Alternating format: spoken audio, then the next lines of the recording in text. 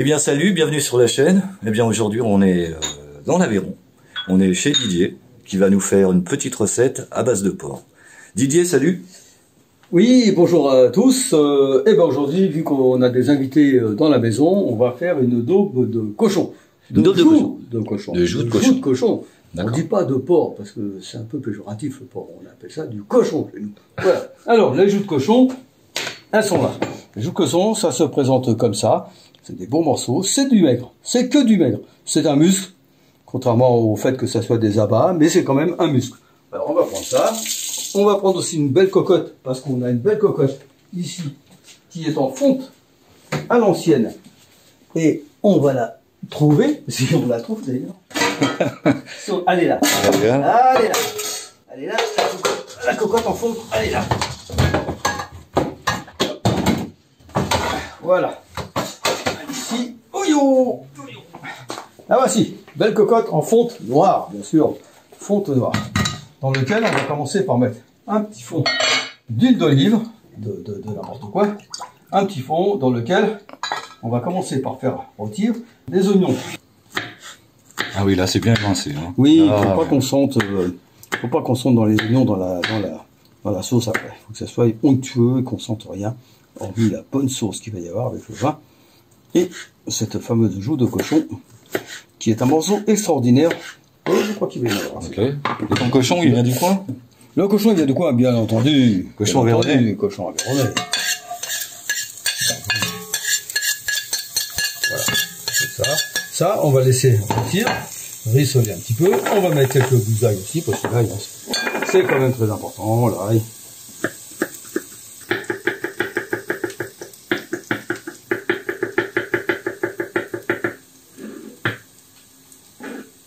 Voilà. On va mettre ça ici et on va couper la daube. Alors la daube qui se présente comme ça en gros pavé. Ouais. C'est un petit peu embêtant à cuire, enfin pas à cuire parce que si on le fait à la poêle, parce que on peut le manger en butec ça la daube, c'est très bon butec. En rissolé, moi j'adore ça. Par contre c'est embêtant à cuire parce que tout que ça se relève comme ça. Et c'est plus plat et c'est embêtant. On n'arrive pas à le cuire, on est obligé d'appuyer dessus et tout, c'est chiant. Alors moi j'ai une technique, on coupe comme ça, en deux, comme ça, voilà. Et du coup, elle se repliera pas la viande. Ah mais non, parce qu'on va faire des petits bouts, voilà. Ah, on fait des petits cubes comme ça, voilà, des cubes. Très bien. Des cubes comme ça. Des cubes, hein, voilà, des petits cubes, hein, ni trop gros, ni trop petits. Voilà. Et ça, quand ça cuira dans le vin, ça sera très très bien. Donc tu vas rajouter ta viande une fois que tu auras mis ton ail. Oui. On laisse rôtir. Après, on va retirer ça, parce qu'il faut pas que ça cuise trop. Voilà. On va mettre un petit peu. Voilà. Ouais, on laisse un petit peu rôtir encore. Et quand c'est rôti, on va le sortir, parce que sinon ça sera trop cuit. Alors ça, on les retire pour plus que ça brûle, parce que sinon, c'est assez déjà bon. Voilà, il y aura un autre petit secret en fin de cuisson. Ouais. Bon, c'est pas un gros secret. Attends, je crois qu'il est là. Je crois qu'il est par là. Voilà. Le petit secret. Un petit fond de veau. C'est magnifique, ça se met partout, ça. Dans toutes les sauces, si on va avoir une bonne sauce, on met du fond de veau. Oui, ça permet d'épaissir et de donner du goût. Et puis ça corse un peu la sauce et donne un petit goût de... Exactement. Un goût, quoi. Alors attention là, j'ai un os. Donc ça peut se produire sur la joue de cochon. Alors, donc toi tu le vires. Ouais. On le sent.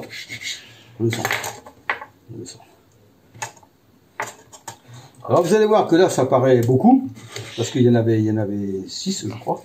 Ouais. Oui, 6. Mais ça réduit, j'imagine. Ça réduit beaucoup. Ça réduit beaucoup. Je dirais ça réduit presque de moitié. Quoi.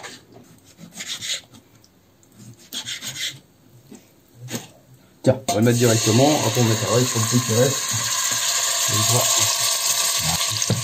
Allez, voilà, et on met le reste. Et on met tout le reste sans les oignons. Ah oui, tu les mettras après. Ah, on les mettra après. Si on les met à temps, ils vont complètement... Ils vont brûler après, hein, c'est ça? Dans la cuisine du tapin.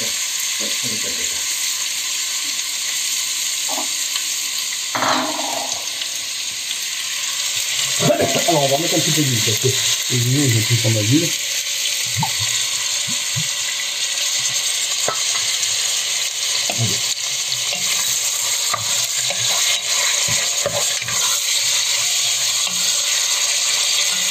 Alors là, le but, c'est de faire cuire un petit peu la viande, de faire un petit peu blondir, pour justement laisser herber les sucres qu'il y a dans la viande. De toute façon, à donner beaucoup plus de goût à l'ensemble. à l'ensemble. Voilà.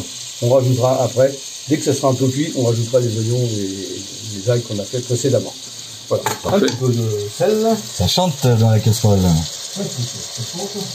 Tiens, aujourd'hui, on va changer un peu, on va mettre du sel de l'Himalaya. C'est du sel rose. Oui, j'aime bien parce que c'est un sel qui donne pas trop de sel, c'est-à-dire ça sale pas trop. C'est pas trop écologique, on va dire que c'est comme ça. On va mettre un poivre aussi. Ah oui, un peu de poivre. Oui. Alors, du poivre du moulin. En gras, bien sûr. Ah oui, t'es généreux en poivre, c'est bon. Ouais.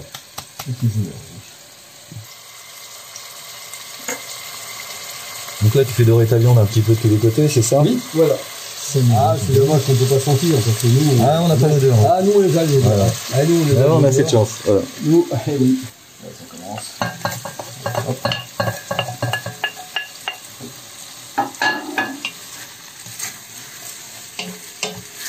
Alors, ce petit chinon, je vais le prendre. Alors, allons-y. Le petit chinon. Alors, le petit chinon, il n'a pas d'étiquette, mais il ne faut pas s'inquiéter.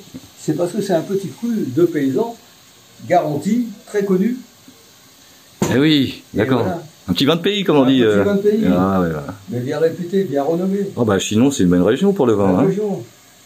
En rouge, bien sûr, ouais. J'ai oublié de préciser. Hein. Allez, on va verser, on y va. Allez, on va verser le vin. On n'hésite pas, on est généreux. On y met toute la bouteille. Ah, bah voilà. Comme toute ça. Toute la bouteille. Comme ça, il n'en reste pas. Même pas pour le cuisinier. Et on ferme. Donc là, on ferme avec le couvercle. Voilà, donc là c'est bien recouvert. Hein. On voit que c'est la viande est complètement recouverte. 75 centilitres de. Voilà. L'odeur, ça sent bon déjà. Hein. Oh, on va mettre les petits sucres. Allez, les deux petits sucres. Voilà. Qui vont couper l'acidité du vin. Toujours couper l'acidité du vin. Et à la fin, on verra. À la finale, on regoutera la sauce et on verra que si jamais il y a encore un petit peu d'acidité, on rajoutera encore un tout petit peu de sucre. Pas beaucoup, tout petit peu, juste pour couper l'acidité. Très bien, très bien. Ouais. Faut pas que ça sente le sucre, faut couper l'acidité. Ah, puis il faut goûter, hein, comme tu dis, il faut goûter les sauces hein, pour être sûr. Faut goûter. Voilà. Voilà. Bien. Voilà, donc le plat est pratiquement terminé. Alors, couvercle. Le couvercle. Et puis là, on va réduire un peu le feu. On va réduire le feu parce que il faut réduire, c'est pas la peine de... À surveiller, bien entendu. On va y revenir dans 1 heure. Très bien. Dans 1 heure, on verra. Voilà.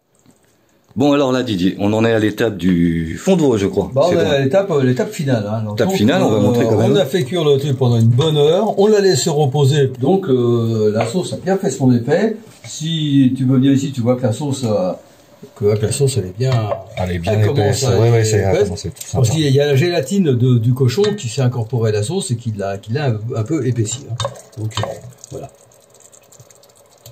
Voilà. Ah, c'est magnifique. C'est magnifique. C'est magnifique. Alors, on va y mettre un petit peu de fond de veau dans la sauce. Voilà. Hop. Hop. Voilà. D'accord, alors ça c'est la dernière étape avant... C'est la dernière étape. Okay. Et ce qu'on va faire, pour que ça soit bien cuisiné, pour pas que ça brûle, on va mettre un petit peu d'eau, parce que... Là. Le fond de veau a tendance à faire épaissir la sauce, c'est ça? Ça fait épaissir. Donc si on met un petit peu d'eau, ça va être... Là on va le laisser cuire encore un petit peu, pour bien que tout ça s'incorpore. Ouais. Et ça va le faire. Et après on aura une bonne sauce. Alors tout ça, on va l'accompagner avec un riz blanc. Moi, je préconise le riz blanc parce que c'est encore, il faut quelque chose d'un peu neutre parce que comme c'est très goûtu, Ouais. il faut quelque chose de neutre. Alors riz blanc, ça peut être semoule, ça peut être des petites patates aussi en robe des champs, à l'eau, enfin voilà. Pourquoi pas une purée? Très bien une purée aussi. Très bien aussi. Très, très bien une purée aussi. Ok, donc ça, on remet le couvercle et on laisse ça combien de temps environ? Oh, pas longtemps, là, faut faire très attention. Là, c'est cuit, faut juste que le fond veau s'incorpore bien et tout, que ça épaississe un peu. Bien, alors Didier, ben là, on est sur le point de dresser, hein, n'est-ce pas? Donc j'ai vu que tu as fait cuire du riz. On a fait cuire du riz, donc du riz à l'eau, hein, tout simplement. Avec ok. On va mettre du riz tout autour. Et on va mettre tout ça au milieu, comme ça. Super. Bien, bah écoute. Allez, on emmène. Bah, j'espère que les gens vont faire cette recette chez eux. Hein, avec tes conseils en plus, ça va être super, je pense. Franchement, si on le fait normalement, en un quart d'heure, c'est fait. Un quart d'heure, c'est fait. Plus la cuisson du riz, et puis la cuisson, bien sûr, à feu doux, comme dans la cocotte, bien entendu, ça compte pas. Hein. Mais le temps de préparation, un quart d'heure. Bien, bah si vous avez aimé ce genre de recette, n'hésitez pas à vous abonner à la chaîne, hein, à mettre un petit commentaire, ça ferait plaisir à Didier. Oui, et puis un petit pouce bleu, hein, parce que ça encourage justement le fait. Alors il faut savoir que tout ça, ça a été tourné en Aveyron, bien entendu. Il faut pas l'oublier. Voilà. En Aveyron, tout est bon. Ça sera le mot de la fin. Voilà, ça sera le mot de la fin. Bien, à très bientôt, j'espère. À très bientôt.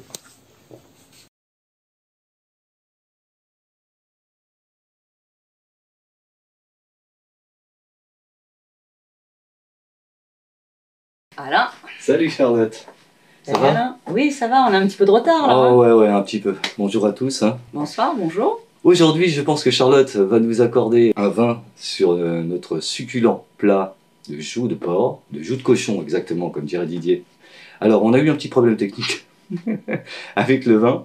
En fait, on a bu la bouteille avant de faire la vidéo. C'était le Château Marjosse, c'était en 2019, on est sur Bordeaux. C'est un vin qui est un assemblage de Cabernet Sauvignon, de Merlot, de Cabernet Franc, un peu de Malbec également. Ouais, et qui a un élevage de 12 mois en barrique, dont 50% neuf. Donc typiquement bordelais dans son travail. Hein, c'est un vin du domaine, des grands domaines Lurton. Mais c'est très qualitatif par rapport à qualité-prix, c'est très intéressant à ce niveau-là.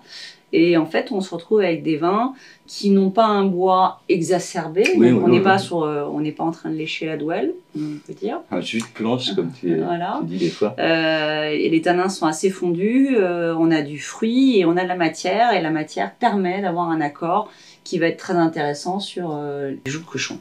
C'est d'ailleurs un plat succulent. Vraiment excellent à faire. Très simple en même temps. Ça demande un petit peu de temps. Parce qu'en fait, la cuisson est un peu longue, hein, et il faut laisser 1 heure ou 2 mijoter. Les plats mijotés sont les meilleurs, on le sait, en sauce. Hein, voilà. Bon, bah écoutez, voilà, j'espère que la vidéo vous a plu. Et ben, je vous dis à une prochaine vidéo, une prochaine bouteille, et une prochaine expérience. N'est-ce pas, Charlotte? Avec plaisir. À bientôt. Au revoir. Au revoir.